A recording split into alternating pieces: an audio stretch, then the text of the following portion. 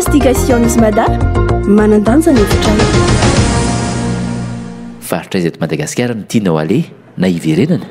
Tena tiako vizitena zao dia any Diego satria izy any province mbola tsy diako teto Madagasikara. Deuxième plage le plus beau de l'Afrique mbola vao tsy hitako moa zany fa le sary le tamin'ny télé tourisme ohatran'ny hoe attirant be zay.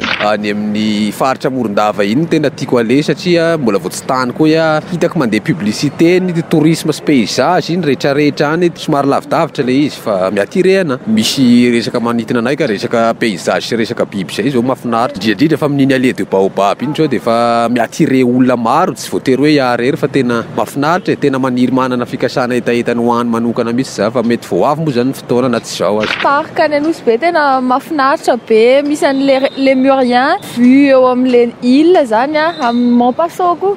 Tiako iverenana zao any Tuléar efa tany mantsiny Ramasinina mahafinaritra mangamanga ny lokony Ponany koa mahafinaritra mampite ho tia be zany mipetraka any tsara koa ny mifandray amin'ny ponina any.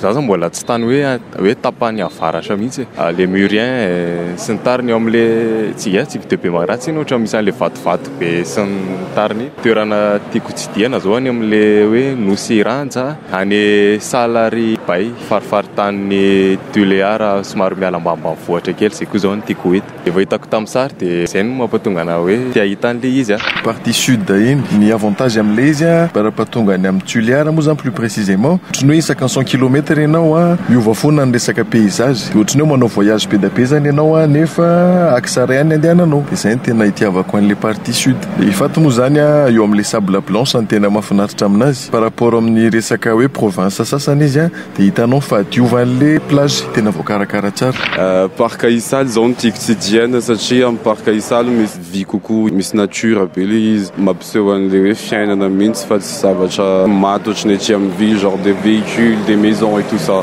Fa iny axe sud iny zany tena fitondrana touriste indrindra teo aloha teo dia zao lasa ohatrany tsy midony en vitrony le izy amin'le lalana dia lasa miopte côté Nosy be na Sainte Marie daholo ny olona amin'izao rehefa hoe andeha hivisiter à Madagasikara. Tiako andehanana manaraka zao faritra avaratra satria mbola tsy nandehanako le izy dia tiako jerena hoe ohatrany ahoana ny paozin'le izy any zava-misy any ohatrany ahoana fomba fiainana any.